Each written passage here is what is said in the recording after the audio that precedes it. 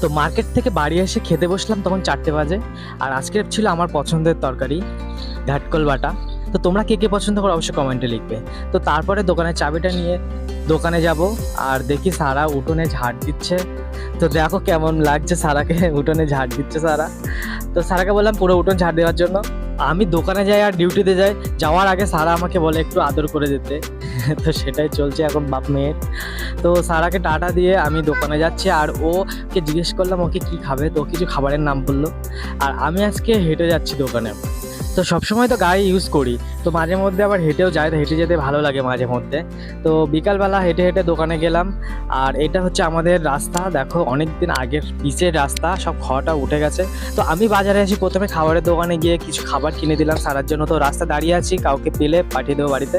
আর তারপরে আসলাম দোকানে। তো আজকে যে মালগুলো এনেছি সেগুলো খুলবো, যদি সময় থাকে তো আজকে